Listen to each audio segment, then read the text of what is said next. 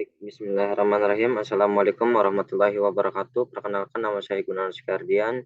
Di sini saya akan mengerjakan tugas UTS modul 3. Nah, di sini ada ICQ modul audit. Di sini bisa dilihat bahwa ICQ modul audit itu terdapat eh, persediaan, lalu ada pembelian dan utang. Nah, ICQ modul audit modul 3 ini terdapat di buku halaman 978 sampai halaman 9 sampai halaman 87. 87. Next. Nah, bisa lihat di sini yaitu kita melihat bahwa di sini ada prosedur audit modul 3 nomor 1, persediaan. Salah satu untuk cara meyakinkan nilai persediaan pertanggal neraca atau laporan posisi keuangan adalah dengan melakukan pengambilan persediaan atau inventory taking. Hal-hal yang diperhatikan dalam pengambilan persediaan ini dikerjakan oleh atau tidak dikerjakan atau tidak di checklist.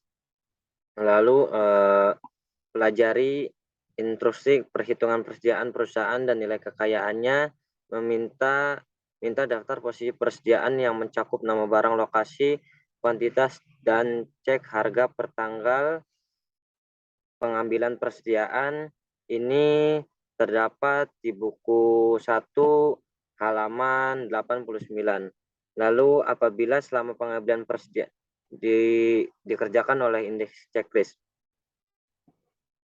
Lalu sebelum kegiatan perhitungan dilakukan, periksa ketelitian pelaksanaan prosedur pisah batas atau cut-off untuk penerimaan dan pengiriman barang dengan mencatat nomor terakhir dari laporan penerimaan barang, surat jalan, dan faktur penjualan. Ini indeksnya checklist. Itu bisa kita lihat di buku 1 halaman 91. Lalu apabila selama pengambilan persediaan aktivitas berlangsung terus, pisahkan persediaan yang mungkin akan dikirim hari itu. Nah, ini dikerjakan oleh indeks checklist ada di buku 1 halaman 98 sampai halaman 103. Lalu pastikan bahwa tidak ada pengiriman dan penerimaan setelah tanggal pisah batas berikut sertakan dalam perhitungan persediaan perusahaan tersebut. Nah, ini ada di dalam buku 1 juga halaman 98 sampai halaman 103. Nah, lakukan observasi atas keinginan perhitungan di seluruh gudang. Perhitungan dapat dilakukan secara sampling terutama untuk barang yang pokok atau material dan mahal. Ini dikerjakan oleh indeks checklist. Ini bisa dilihat di buku 1 halaman 91. Nah, lalu waspada dengan penumpukan barang. Kemudian kemungkinan adanya lubang atau tumpukan persediaan yang terlihat sudah rusak, tidak laku, atau kurang baik. Di samping itu waspada juga terhadap barang-barang yang tidak termasuk dalam kategori persediaan. Nah, ini dikerjakan oleh indeks koreksi. Lalu bandingkan barang-barang yang dihitung atau lihat dengan saldo, kartu gudang, dan daftar persediaan menurut akuntansi. Ini indeksnya checklist itu dikerjakan oleh dikerjakan oleh indeks FF1 buku 1 halaman 91. Nah, di sini bisa kita lihat juga ada apabila pengambilan persediaan dilakukan sebelum tanggal neraca atau laporan posisi keuangan, dilakukan prosedur penarikan wajib atau trust format ke tanggal neraca atau laporan posisi keuangan. Sedangkan apabila pengambilan persediaan dilakukan setelah tanggal neraca atau laporan posisi keuangan, maka dilakukan prosedur penarikan mundur atau traceback ke tanggal neraca atau laporan posisi keuangan dan buat kertas kerjanya. Lalu prosedur audit nomor 2. Uji penilaian harga persediaan dengan membandingkan pada faktur pada data lain dari pelanggan. Untuk itu pilih barang bernilai material dalam daftar persediaan. Nah, ini terdapat di buku 1 halaman 94. Lalu perhatikan kemungkinan perubahan sistem dari metode tahun lalu ini tidak dikerjakan. Lalu nomor 4, periksa semua penjumlahan dan perkalian dari daftar persediaan. Ini ada di indeks F buku 1 halaman 91. Nomor 5, siapkan schedule utama. Ini ada di indeks F buku 2 halaman 48. Lalu nomor 6, minta daftar persediaan yang mencakup nama barang, kuantitas, harga barang, pertanggal neraca, laporan posisi keuangan, serta cocokkan dengan buku besar.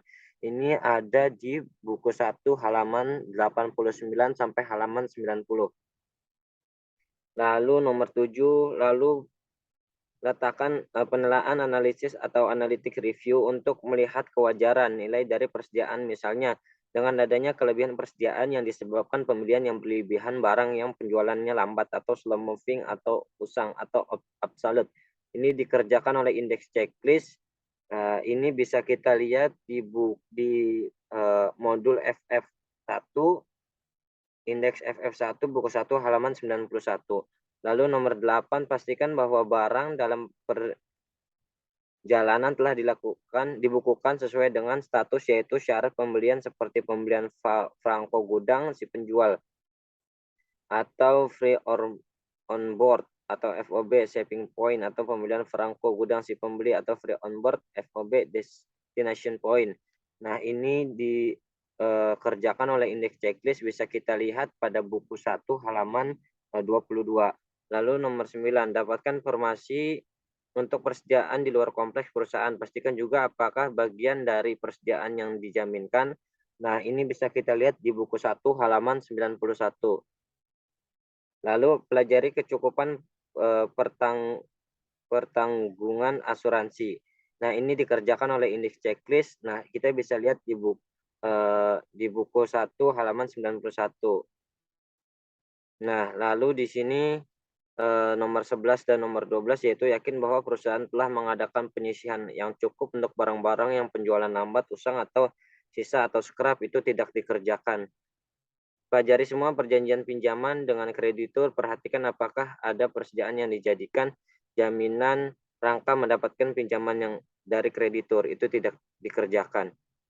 Lalu ada pajak penerimaan, pajak pertambahan nilai atau masukan, value added tax atau VAT atau IN, yang meliputi informasi tanggal faktur pajak, nomor pajak kewajiban NPWP, nomor pengusaha kena pajak atau PKP, dasar pengenaan pajak atau DPP, dan besarnya PPN dipungut. Itu tidak dikerjakan. Yakinlah bahwa semua pajak masukan telah didukung dengan bukti pajak yang semuanya merupakan pajak masukan yang dapat dikreditkan sesuai dengan peraturan perpajakan. Itu tidak dikerjakan. Lalu pastikan bahwa pajak masukan telah dilaporkan atau dikreditkan secara teratur dalam SPT masa dan dikomplementasikan dengan pajak keluaran. Nah, ini dikerjakan oleh indeks checklist. Itu kita bisa lihat di buku 2 halaman 73. Nah, lalu ini lagi. Nomor 4. Apabila ada perbedaan saldo bersih atau pajak masukan untuk permohonan resolusi karena kelebihan pembayaran pajak, pastikan apakah semua permohonan tersebut disetujui, dan bila faktur pajak yang tidak disetujui oleh kantor pajak, pelajari sebab-sebabnya. Itu tidak dikerjakan. Nah, lalu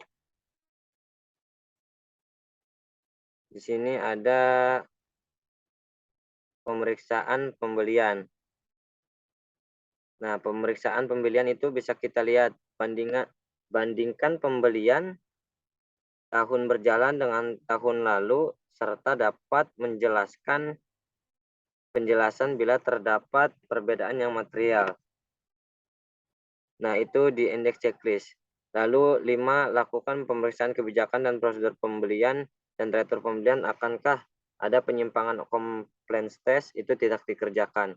Lakukan pemeriksaan terhadap pembelian dari pihak bank yang mempunyai hubungan istimewa afiliasi, terutama untuk penerapan harga beli dan jumlah transaksi selama tahun berjalan. Itu tidak dikerjakan. Lalu bisa kita lihat nomor 7, lakukan pemeriksaan atas pembelian secara acak atau random pada tahun berjalan dengan memperhatikan faktor pembelian baik jumlah harga, syarat pembelian, dan mencocokkan pada pesanan pembelian. Sedangkan untuk retur pembelian, perhatikan memo debit baik jumlah maupun harga dengan mencocokkan pada pesanan pembelian, laporan penerimaan barang, dan faktur pembelian. Ini dikerjakan oleh indeks checklist. Kita bisa lihat di buku 2 halaman 59. Nah, pemeriksaan nomor 8. Pemeriksaan kebenaran perhitungan matematis pada faktor pembelian dan memo debit itu dikerjakan oleh indeks checklist.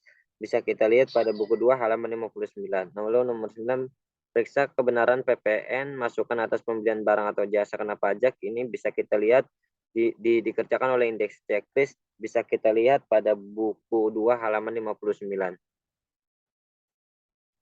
Catat nomor pada tanggal laporan penerimaan barang dan bandingkan dengan tercatat pada buku pembelian. Ini di indeks indeks checklist. Lalu catat nomor dan tanggal dari laporan penerimaan barang retur bandingkan dengan tercantum pada buku returatur pembelian, itu tidak dikerjakan. Nah, nomor 11 hingga nomor 12 itu tidak dikerjakan. Apabila pembelian telah dicatat dalam barang yang masih berada pada gudang penjualan, maka periksa kontrak pembeliannya. Buat kesimpulan dan rekomendasi hasil pemeriksaan, itu tidak dikerjakan.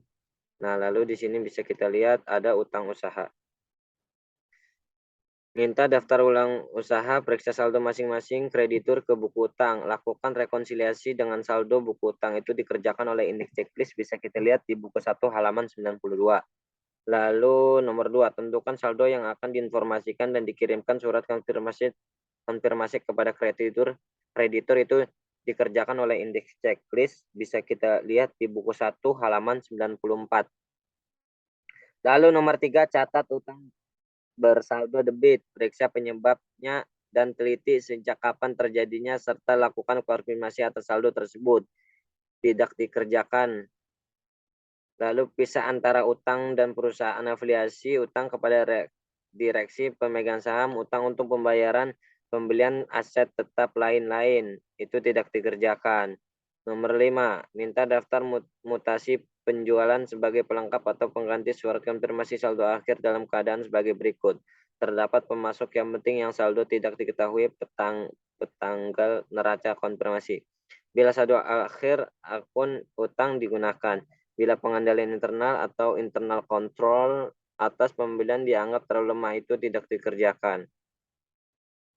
Nomor 6. Nomor 6, teliti setiap selisih yang ada antara balasan surat konfirmasi dengan saldo menurut buku utang, itu dikerjakan oleh indeks checklist. Bisa kita lihat di buku 1 halaman 94. Nomor 7, bila konfirmasi tidak dijawab, maka dilakukan alternatif prosedur dengan memeriksa faktur atau daftar mutasi laporan dan pemasok, serta melakukan audit terhadap pembayaran setelah tanggal neraca atau laporan posisi keuangan.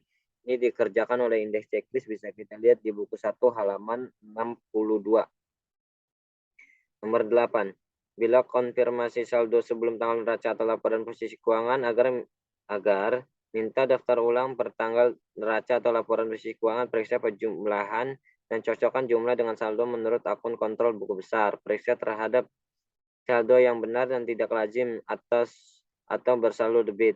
Periksa akun kontrol pada buku besar atas transaksi yang terjadi antara tanggal dan saldonya. Itu dikerjakan oleh indeks checklist, bisa kita lihat di buku 1 halaman 62. Nomor 9, periksa persoalan AA yang belum terselesaikan.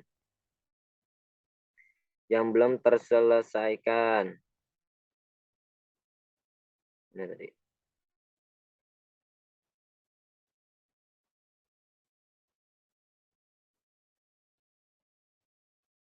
Nomor 9.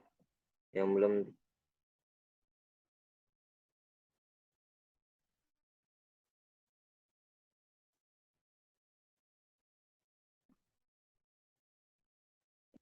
selidiki mengapa sampai terjadi persoalan tersebut. Nah, itu di indeks checklist kita bisa lihat di buku 1 halaman 94. Nomor 10.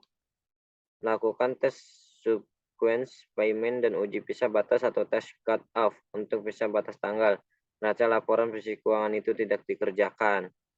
Lakukan tes subsequent payment dan uji pisah batas tes cut off untuk nomor 11. Nomor 11 itu tidak dikerjakan. Buat kerja dan kesimpulan hasil pemeriksaan, itu dikerjakan oleh indeks checklist itu bisa kita lihat buku 2 halaman 63.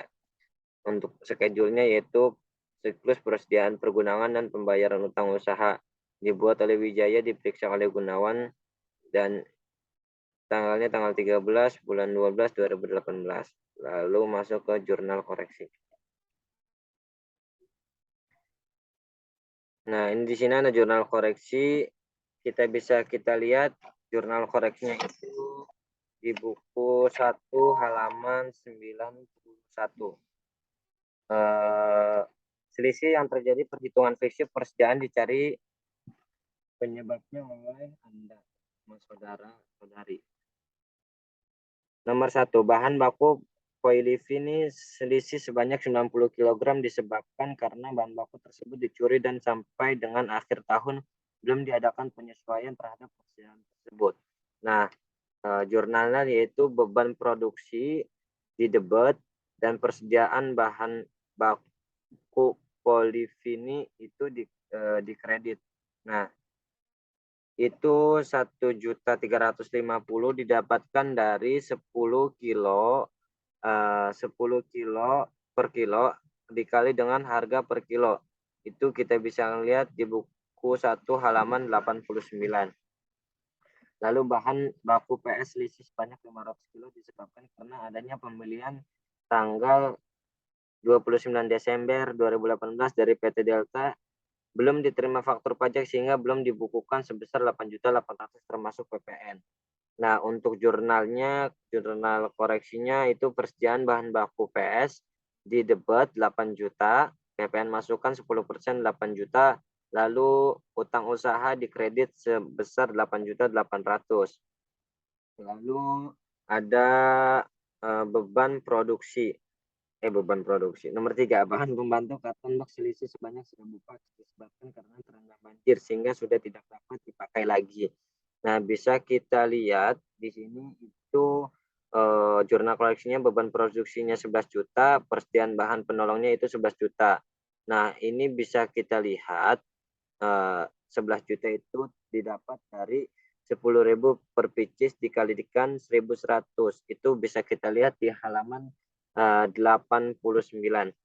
Lalu nomor 4.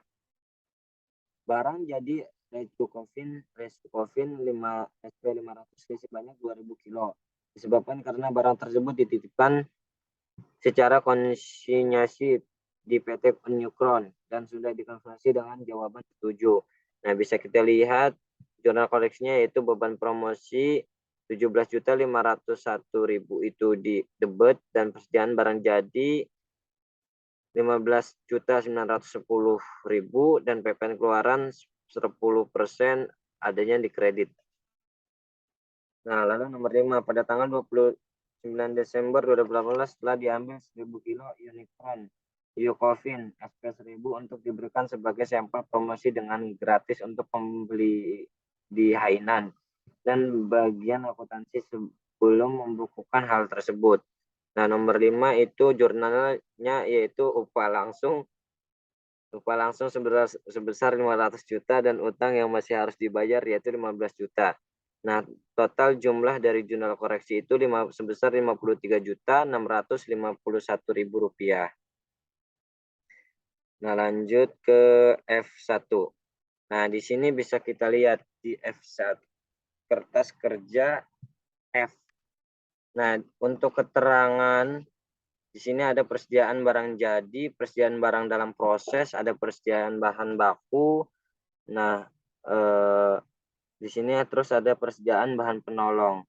Nah, bisa kita lihat bahwa kertas kerja F ini persediaan barang jadi per klien.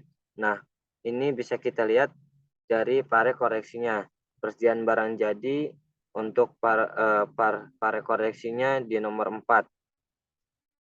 Yaitu untuk per audit per kliennya itu sebesar 1.778.081.000 rupiah.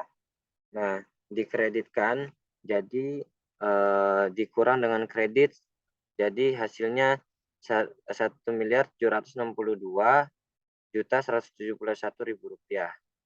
Nah, lalu ada persediaan barang dalam proses ini di par koreksinya di nomor 5. Nah, ini untuk parenya di debit, di mana 260 juta ini ditambah dengan 15 juta sebesar 305 juta. Nah, persediaan bahan baku.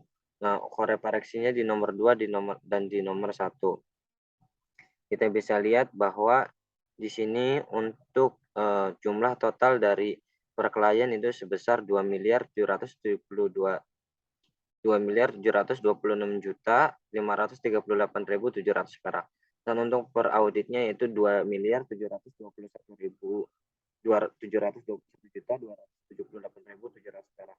Nah, ini di klien ini untuk schedule-nya persediaan kliennya PT Sugus dibuat oleh Wijaya, diperiksa Gunawan dan indeks next F1. Nah, di sini ada keterangan, ada WP juga, ada per klien. Nah, di sini untuk F1 bisa kita lihat schedule-nya yaitu Rokavin SP 500. Yang bisa kita lihat yang ini. Rokavin SP 1000. Para koreksinya itu di nomor 4. Nah, lalu dikreditkan 15.910.000. Nah, ini per klien dikurang dengan kredit oleh para koreksinya itu sebesar 443.157.140.000 dengan jumlah total per kliennya yaitu 1.778.081.000 rupiah. Dan untuk per auditnya yaitu 1.762.171.000 rupiah. Schedule-nya itu persediaan barang jadi kliennya PT Sugus dibuat oleh Wijaya. Next. Nah, untuk F2 ini untuk per klien dan tanggal bisa kita lihat di buku 1 halaman 90. Nah, untuk nomor 377 itu para koreksinya di nomor 5. Untuk per kliennya yaitu 127.791.900 perak ditambah dengan 15 juta di kredit yaitu sebesar 142.761.000 rupiah. Nah, hasil total per kliennya per tanggal 31 bulan 12 2018 yaitu sebesar 280.107.800 perak. Dan untuk per auditnya 265.107.800 perak. Ini schedule-nya yaitu persediaan dalam proses kliennya PT Sugus dibuat oleh Wijaya per tanggal 13 bulan 12 2018. Langsung masuk ke kertas kerja F3. Terdapat koreksi pada jurnal di nomor 1 yaitu Qualifini. Kita bisa lihat di sini bahwa pada koreksinya di nomor 1 yaitu sebesar dikredit 1.350.000. Nah, jadi di sini total dari per klien tanggal 31 bulan 12 2018 yaitu sebesar 520.506.300 perak rupiah. Ribu rupiah. Dan untuk pertanggal auditnya yaitu sebesar 527.156.300 rupiah. Nah, bisa kita lihat di indeks di F4 yaitu bahwa untuk klien per tanggal 31/12/2018 itu bisa kita lihat di buku 1 halaman 89. Nah, untuk karton box ini para koreksinya di nomor 3 dan dikreditkan 11 juta. Berarti 68.838.000 dikurangi dengan 11 juta hasilnya yaitu 57.838.000 rupiah untuk per klien tanggal 31 bulan 12 2018 yaitu dengan jumlah 137.843.600 rupiah dan untuk per tanggal audit 100.843.600 rupiah. Nah, ini schedule-nya yaitu persediaan bahan penolong kliennya PT Sugus dibuat oleh Wijaya per tanggal 13 bulan 12 2018. Lalu di sini ada Di sini ada perhitungan fisik persediaan. Bisa kita lihat bahwa untuk tabel yang ini bisa kita lihat di halaman buku 1 halaman 90. Nah, ada perbedaan yang di sini Polivini, yaitu menjadi 90 barangnya dicuri. Nah, lalu ada di karton box 10.000-nya barang terendam banjir, dan Recovin SP 1000 itu 1000 perbedaan sampel barang produksi. Nah, ini schedule-nya perhitungan fisik persediaan klien PT Sugus dibuat oleh Wijaya per tanggal 13 bulan 12 2018. Lalu kita masuk ke TOC. Nah, kita bisa lihat yang ada di buku 1 halaman 94 sampai 99. Nah, untuk dari tanggal itu semua sama tanggal 29, dan untuk nomor berurutan dari 279 sampai 284. Nah, kita bisa lihat bahwa bukti pendukung buku 1 itu ada di halaman 99 dan 191. Di sini kita bisa lihat ada bukti pendukungnya, indeksnya checklist semua. Bisa dilihat di halaman buku 1 99 sampai 100. Lalu otorisasi di checklist semua bisa kita lihat juga di buku 1 halaman 9 sampai 101. Nah, untuk ada periksa untuk buku pembelian itu bisa kita lihat di buku 1 halaman 99, dan bukti dari dan untuk kartu persediaan ini bisa kita lihat indeks checklist nah bisa kita lihat di buku 1 halaman 99 juga. Lalu masuk nah ini dikerjakan, ini namanya schedule uji transaksi pembelian pada klien PT Sugus dibuat oleh Wijaya per tanggal 13 bulan 12 2018. Nah, untuk jumlah dari total itu sendiri dari semua PT yang ada di sini nama pelanggan itu sebesar 297 juta. Nah, lalu di sini kita bisa lihat di M1. Nah, untuk nama klien atau nama pelanggan kita bisa lihat di buku 2 halaman 60. Nah, atau di buku 1 halaman 94. Nah, di sini bisa kita lihat bahwa PT Berkat per kliennya itu 502 juta sekian, itu dikredit yaitu 990.000. Nah, ini dikurang kolom per klien dikurang dengan kredit hasil jumlahnya yang ini 501 juta sekian. Lalu ada PT Delta. Nah, PT Delta ini untuk per tanggal per kliennya itu sebesar 22 juta. Nah, pareknya itu dikredit yaitu 22 juta ditambah dengan 8.800.000 sebesar 30 juta. Lalu untuk PT Elang per kliennya yaitu 33 juta dikreditkan 2 juta menjadi ditambah yaitu kolom per klien ditambah kolom pare yang kredit menjadi 35 juta. Nah, hasil dari per audit tanggal 31 per 2 bulan 12 per 2018 yaitu 1.278.926.100 perak ribu rupiah. Nah, ini kliennya PT Sugus. Untuk schedule-nya utang usaha dibuat oleh Wijaya per tanggal 13 bulan 12 2018. Nah, di sini ada MM1. Nah, MM1 ini bisa kita lihat untuk nama pelanggannya ada di buku 2 halaman 50. Nah, untuk hasil konfirmasi bisa kita lihat bahwa CB yang ini CB yaitu jawaban konfirmasi yang cocok dan RD itu jawaban konfirmasi yang tidak cocok. Penjelasannya ada di halaman 11 di buku 1. Lalu ada di sini data jumlah klien hasil konfirmasi dan perbedaan di buku 2 halaman 64 dan buku 2 halaman 64 sampai 72. Di sini hanya ada perbedaan di PT Berkat PT Delta, dan PT Elang.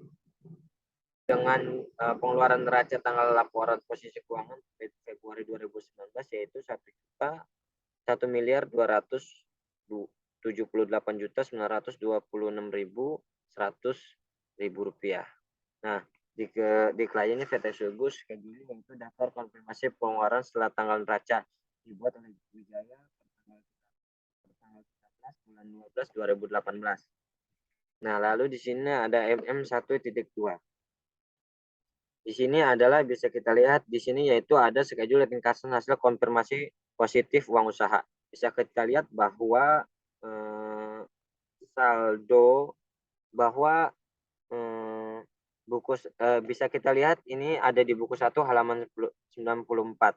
Nah, kita bisa lihat untuk saldo menurut konfirmasi itu jumlah konfirmasinya 6 dengan jumlah 711.559.100 rupiah dengan persentase per tahun berjalan yaitu 56,07%. Nah, ini dapat di mana? Ini dapat dari 1.269.116.116.100 rupiah dibagi dengan 711.559.100 rupiah mendapatkan hasil yang ini dan seterusnya.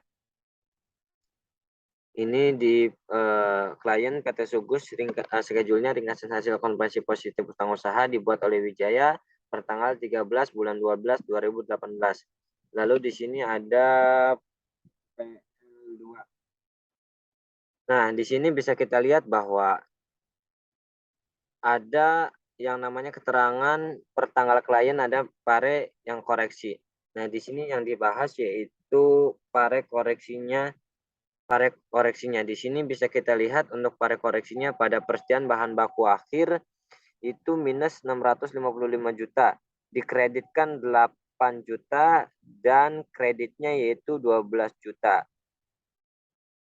Dengan total per audit yaitu 662.699.900 rupiah.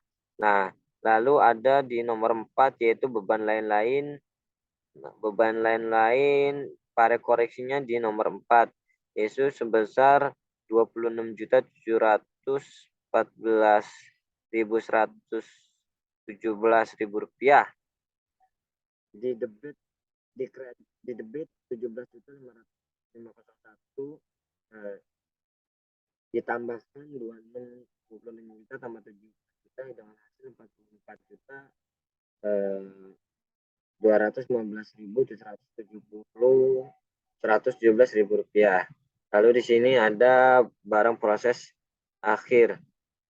Nah, pare kreditnya itu di nomor 5 yaitu dapat hasil segini yaitu ini 290 juta ditambah dengan 15 juta dengan hasil 275 juta. Lalu ada persediaan barang akhir itu ada di nomor 4.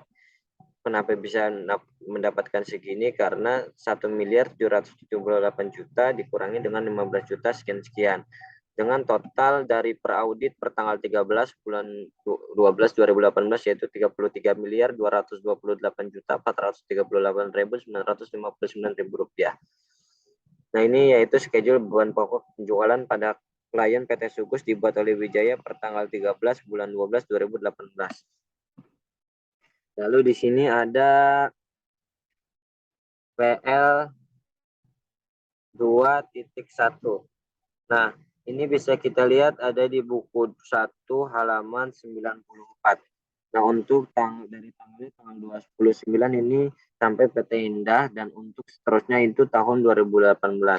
Nah, ini kita tinggal baca aja. Itu namanya schedule uji pisah batas pembelian kliennya PT Sugus dibuat oleh Wijaya, diperiksa oleh saya tanggal 13 bulan 12 2018. Nah, langsung masuk lagi A2.1. Nah, bisa kita lihat di sini ada keterangan, ada WP per audit per klien dan per debit kredit dan per audit lagi. Di sini dibahasnya yaitu yang ini.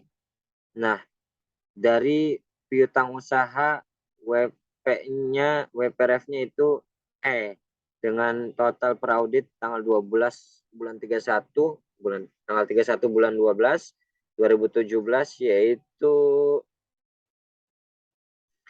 8 miliar sekian, per kliennya 11 miliar sekian. Nah, ini 841 juta di debit dan di kreditnya itu 74, yaitu ini ditambah dengan ini dikurang dengan ini hasilnya ini 12 miliar 757 juta sekian.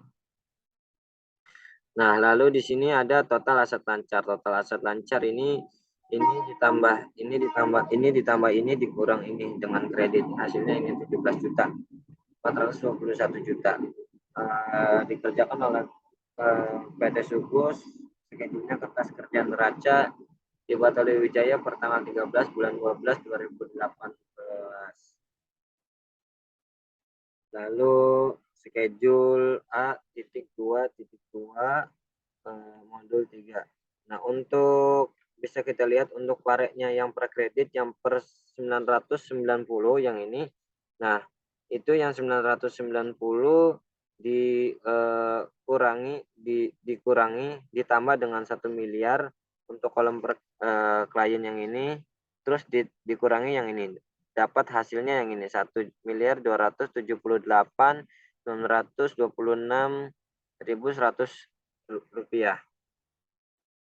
Nah, bisa kita lihat di sini untuk dari total kewajiban dan ekuitasnya yaitu sebesar 20 per audit 22 miliar 957.264 ribu rupiah. Nah, itu schedule-nya kertas kerja neraca dikerjakan oleh PT Sugus per tanggal 13 bulan 12 2015. Lalu di sini ada A.3.1 modul 3. Nah, bisa kita lihat di sini untuk keterangan ada WP praudit dan perklien dan parenya.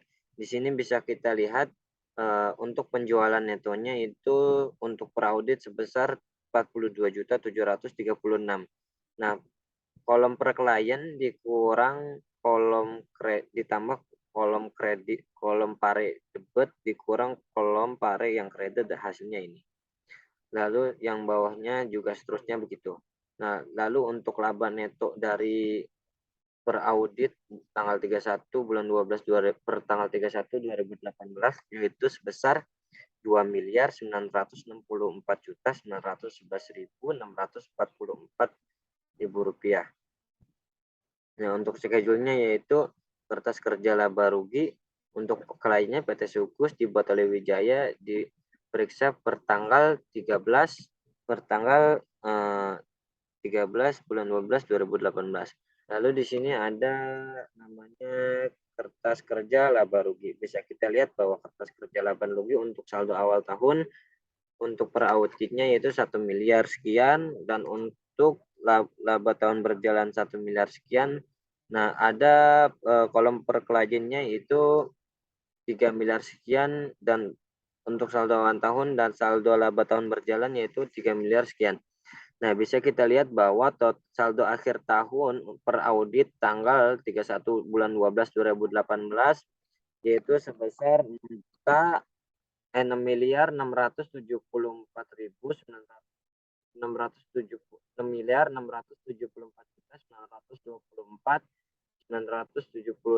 rupiah. Kliennya PT Sugus, schedule-nya kertas kerja laba rugi dibuat oleh Wijaya per tanggal 13 bulan 12 2018.